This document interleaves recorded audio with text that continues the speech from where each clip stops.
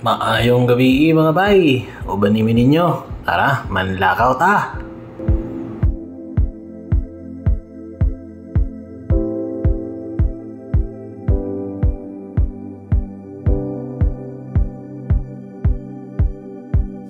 So padong dani karon no, diri sa sikat nga mall diri sa Darano, mo ni ang gitawag nga Daran Mall. So nganong nami diri, nami tuyo diri, among kuyugan among kauban sa trabaho na kinahanglan mag-activate sa ihang ABSHER. So unsa man ang ABSHER, kuyugi mi ninyo para inyong mahibalaan kung unsa nang ABSHER.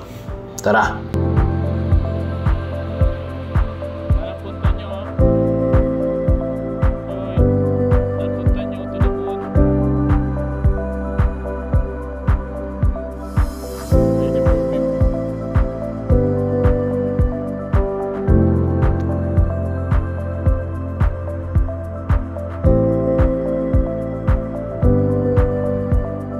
So mao na no, mao na ang among gianhat diha. Mao na kiosk machine nga kinahanglan namo ana lang ka pwedeng mag-activate sa imong ABSHER account.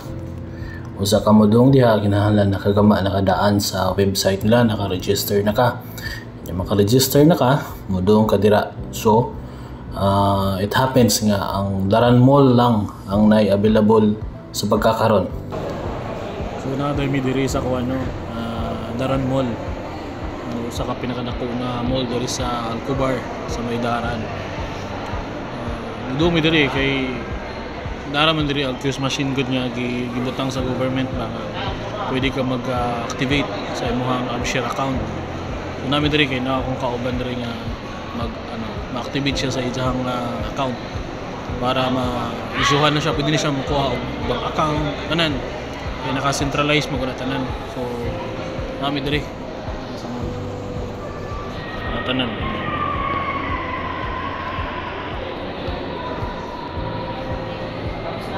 Yan guys, no? Kumudong madrig abroad, lalo na sa Saudi. Kuan yun na, automatic yun na nga mandatory yun na mag-activate ka sa ABSHER. So kung unsa nang ABSHER, na may pangutana kung unsa nang ABSHER, mudong mo diri makasabot mo kung unsa ibot kasabot sa ABSHER. Murag kuan man nila na murag information na centralized information sa tanan nga kuan ba sa tanan nga citizen diri sa Saudi.